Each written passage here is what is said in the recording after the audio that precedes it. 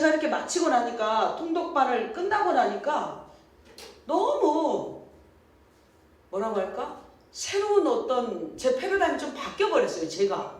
그래가지고 제가 주일학교 전도사인데 사모이면서 주일학교 전도사 하면서 작은 교회를 섬기니까요.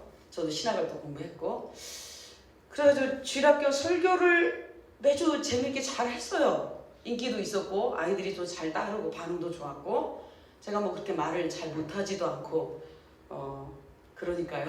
그런데 이걸 성경을 읽는 이 기쁨을 알고 나니까 아이들하고 이렇게 막 재미나게 프로젝트 막 띄워가면서 이렇게 설교하는 게 회의감이 좀 오는 거예요. 그래서 아이들하고 이거를 적용할 수는 없을까?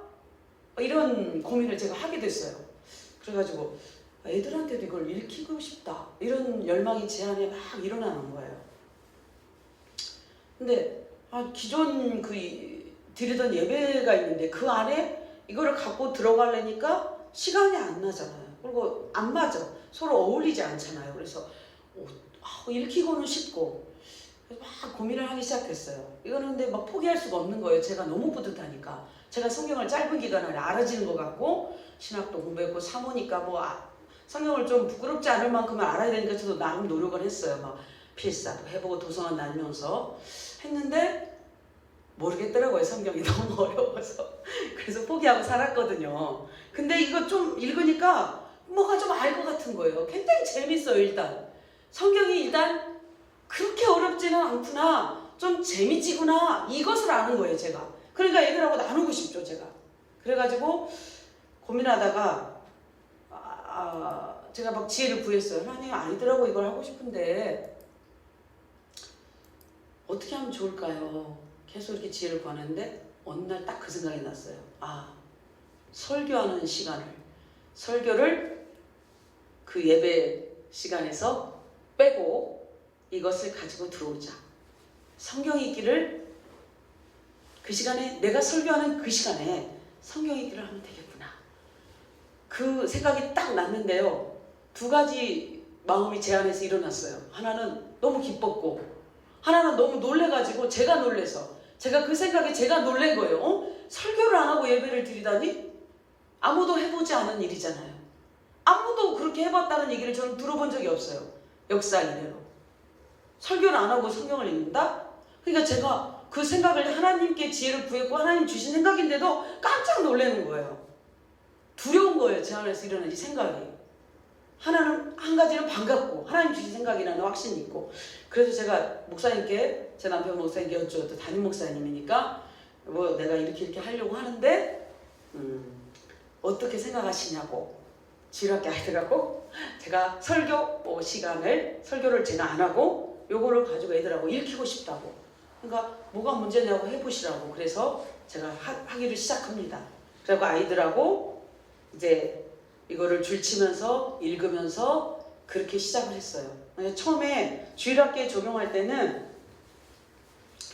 굉장히 처음에 저는 용기가 필요했어요. 근데 지금 저를 통해서 많이 알려져서 많은 교회에서 이 세미나에 참여한 교회 참여했다고 다 하는 건 아닌데 많이들 하고 계세요. 주일학교에서. 그래서 어떻게 하냐면 저 같은 경우에는 먼저 이제 아이들에게 이 스피드 성경 통독을 구입하라고는 안 했어요. 왜냐하면 불신 가정의 아이들이 있기 때문에. 그리고 대신에 집에 있는 엄마가 대부분은 보면 주일학교를 보낸 엄마들을 보면 현재 예수를 믿지 않고 교회를 안 다녀도 집에 처녀 쪽에 믿었던 분들이기 때문에 집에 성경책 한 권씩은 있더라고요. 그래서 집에 있는 성경책 가져오라. 그리고 없는 친구들은 구입하게 했어요. 왜냐면 이 성경을 구입하게 하는 거는 설명이 안 필요한데 불신자도 다 이해하는데 이 스필 성경 통독을 구입하라고 하기에는 좀 설명이 필요하잖아요. 그래서 그냥 이것을 주일학교 아이들은 안 갖고 있고요.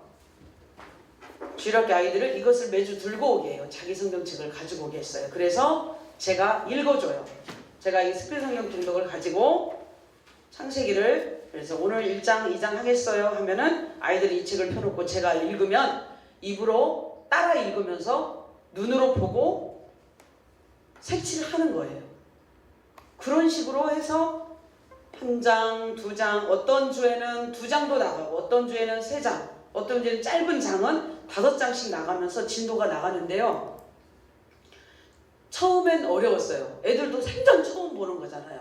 그냥 앉아서 재밌는 이야기, 스토리 부분 성경을 가지고 주일학 예배를 거의 드리잖아요. 재밌게 막 화면 띄워가면서 연극처럼 막 해가면서 그런 예배를 드리다가 저도 처음이고 교사들도 처음이고 아이들도 처음이잖아요.